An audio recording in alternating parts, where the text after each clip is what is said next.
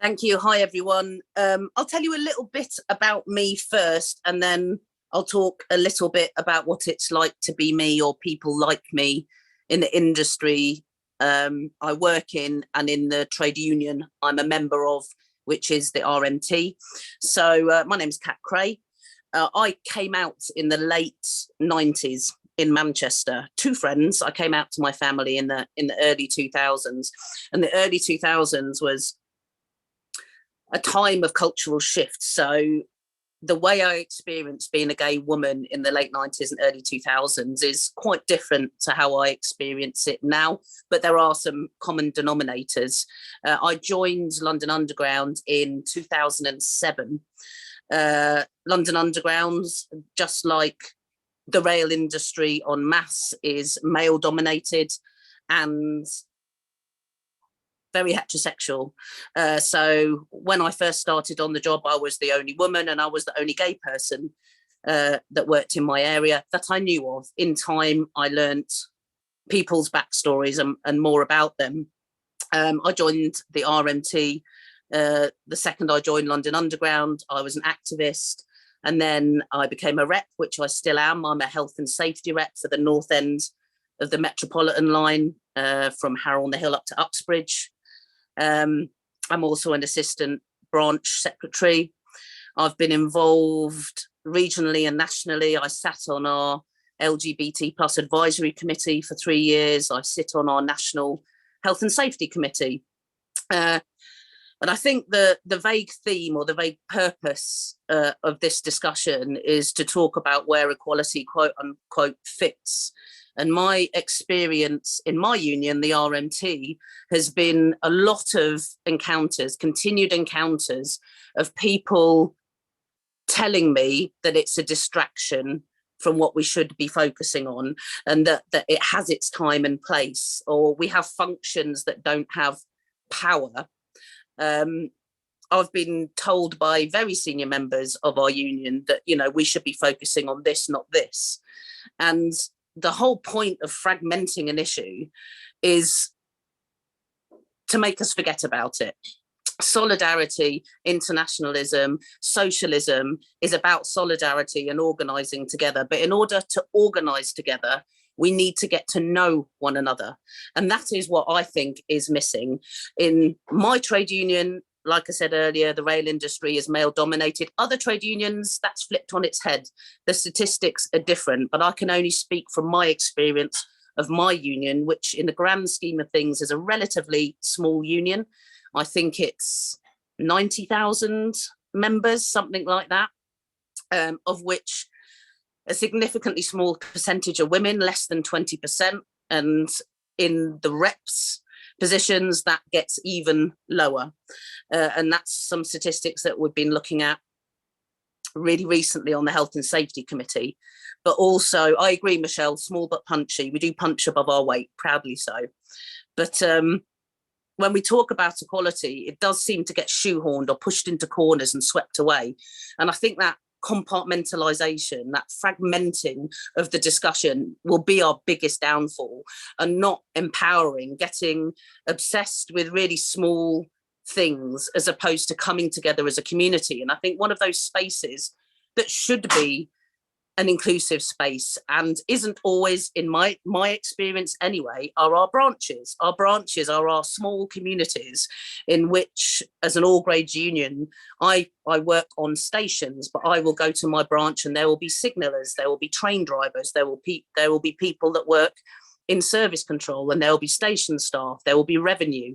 And that's our opportunity to get to know each other and talk about the issues. I think obsessing over certain issues or trying to suggest that industrial matters can't include equality matters is ignorant at best. And I think the people who speak the loudest about that are the people that need the greatest education. But here's the crux. It can be absolutely emotionally exhausting to have to be the person always educating. And that is where our communities need to be wrapped around us, and we need to wrap ourselves around our communities. And that isn't necessarily going to be the community that we find in our branches. That goes wider than that. And this discussion is not just about people who are reps or branch officials. Any member of a trade union, as a trade unionist, should be getting to know the other members and hearing their experience. My experience stood on a gate line with a shaved head as a 5'2" woman, gay woman, with my RMT rainbow pin on my uniform is different to somebody else who is different and who identifies differently.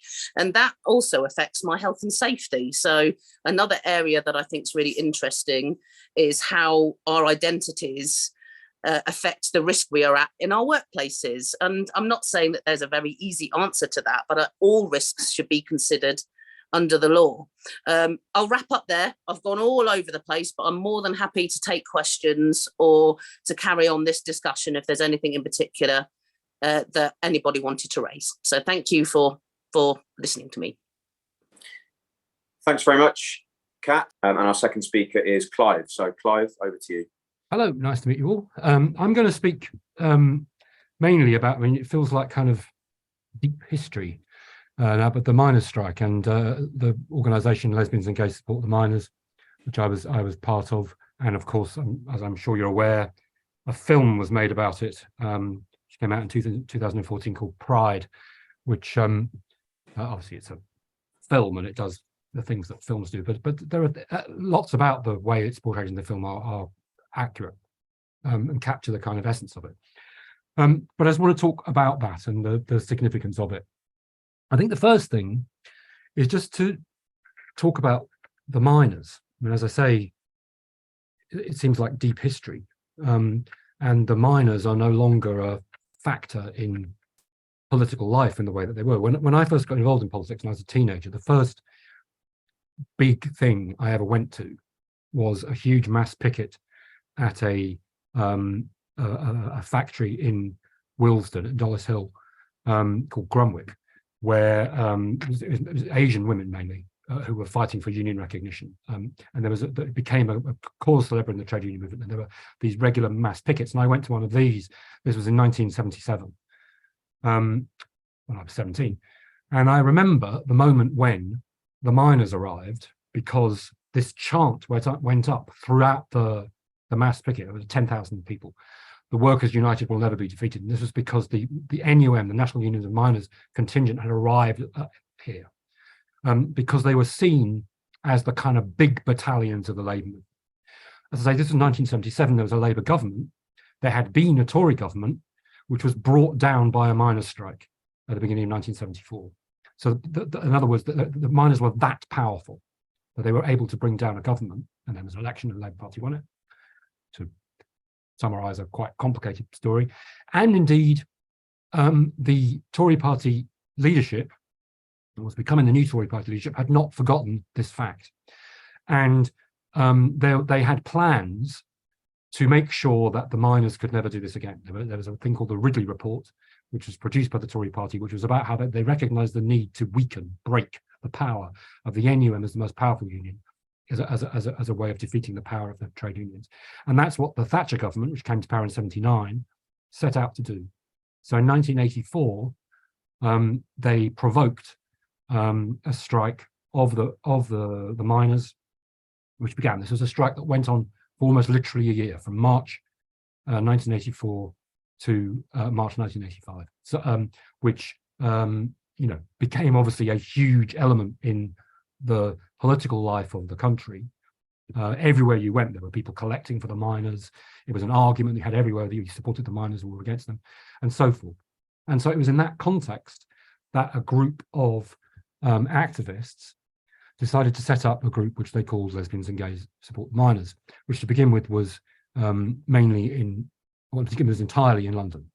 Then it spread out from London, but it was entirely in London.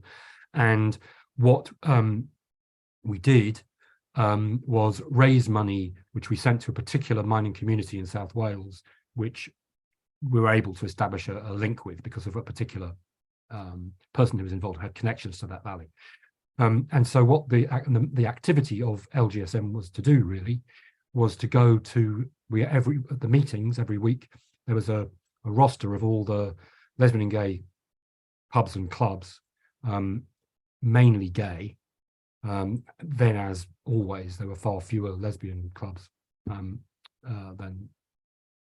either mixed or just for gay men. But to go there and rattle a bucket at the end of the night to collect money, and then to send that money to the mining community in South Wales.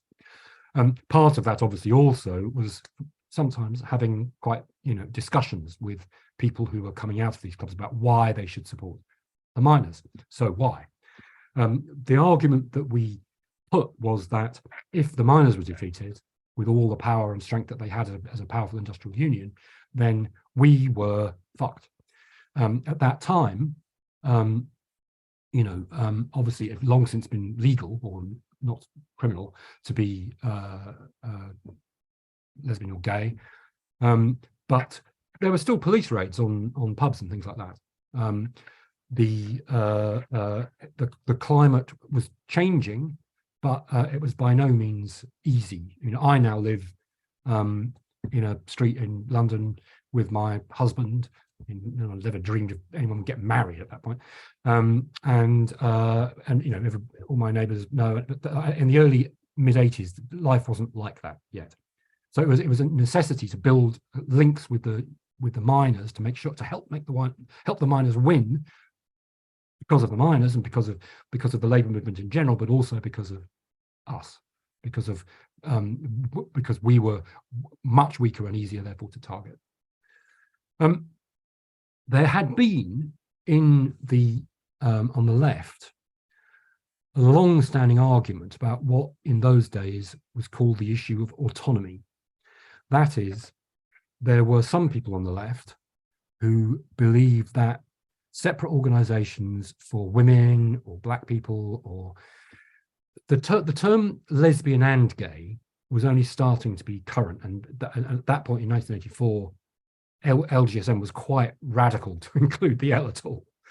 Most organizations were just called gay, and the multiplication of initials came later. There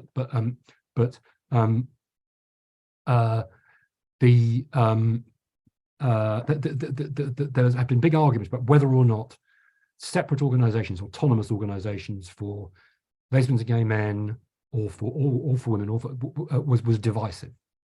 There were the biggest organizations on the left, and by this I mean the organized revolutionary left, were pretty much against it, against separate organizations. That is the SWP and what was then the Militant, which later became the Socialist Party and Socialist Appeal.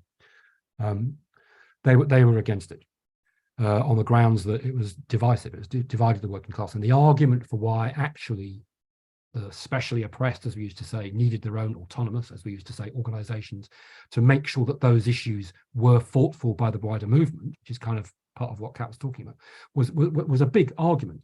And I think in terms, at least, of lesbians and gay men, the experience of LGSM kind of settled that this was a separate, as we would have said, autonomous organization of lesbians and gay men. We weren't at that point talking about trans people or whatever, hardly at all.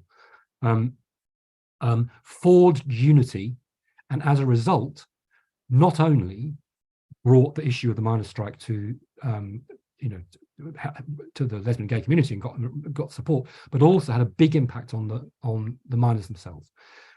As you may be aware, it didn't quite happen like it did in the film, but it's true that in 1985, the NUM, the miners, led the Pride March. This was not a union that historically had been particularly friendly, but because of the actions of LGSM, the NUM had a big change. Miners they saw what we did, they saw who their friends were, and it had a big effect on the awareness of people in mining communities. And indeed, shortly after that, it was because of the NUM that the Labour Party, because the trade unions had big votes late in the Labour Party, and it's because of the NUM vote in the Labour Party adopted a much better comprehensive position on lesbian and gay rights. So our actions had a big effect on the miners, which then had a big effect on the wider labour movement as a whole, advancing the issue, the cause of lesbian and gay rights. So what I want to just talk about a bit, though, is that you know, the important thing, nevertheless, to understand is that the miners lost. One of the things we did as LGSM was a couple of times as a big group, we went down to South Wales and stayed with people and, you know, basically just met them and went to the miners' welfare and got pissed with them and sang songs. But we were there, quite a large group of us, on the day the strike was called off in March '85. And this was, you know, it was a terrible thing for the miners that because this meant that their pits were going to close and people were going to lose their jobs and whole communities were going to be destroyed. And it was a huge defeat for the labour movement because as I said, the miners were the strongest of everybody. There are reasons we can discuss. I don't know if it's really what this meeting is here to discuss, but there are reasons we can about why they lost. But they lost. And it was a very, very serious defeat. I think it's easy to think that from the point of view of the lesbian gay community that, you know, actually over the next decade and more, our visibility and so forth increased and that we didn't suffer too much from the defeat. And that's true in a sense, except that on the back of that, there was Clause 28. There was the Tories moving to really shut down that discussion and recognition of the validity of lesbian and gay people in schools. So that, you know, but I think more generally, it's quite hard to really calculate even really how big an effect the defeat of the miners had on the labour movement as a whole, and therefore on the, you know, the class struggle in Britain. Whilst there were big strikes after that, but I think that generally after that, you know, it took a long time, if indeed it has yet, for class struggle to revive. You know, we've seen obviously more strikes and so forth, as indeed all of you have been on strike. And that's fantastic to see that revival. But I think the defeat of the miners had a big effect in dampening down the militancy of the wider labour movement for quite a long period of time. I think the other thing I just want to say, just in light of that, is that it is true, Clause 28 notwithstanding and so forth, that in a way, contrary to what I think we really thought might happen, that overall the visibility and general social acceptance of lesbians and gay men and then later trans people and so forth increased, obviously, after through the rest of the 80s and into the 90s. Eventually you did get the lowering of the age of consent. At that time in 1984, the age of consent for gay men was still 21, but that was lowered to 18 and then to 16. So there were those advances, and then, you know, I don't know if it's exactly an advance, but it's certainly a huge change in society, marriage, and so forth. And so I think that it's true to say that the sort of general trend of things for a long time was towards improvement. I've certainly felt that in my life. I do feel now, for the first time in my adult life, that that's in question. I feel that there is a mounting backlash, which is using trans rights as its hook, and then fucking drag queen. That there is a bitter counter-offensive, which is all talking about grooming, which is talking about all those kind of homophobic tropes in the past. And I think that there is a real danger of the gains that we've made over the last few decades being rolled back. And that, you know, it's important for the labour movement, the trade union movement, to take a stand and to remember that we need those, you know, bonds of unity to help and defend each other.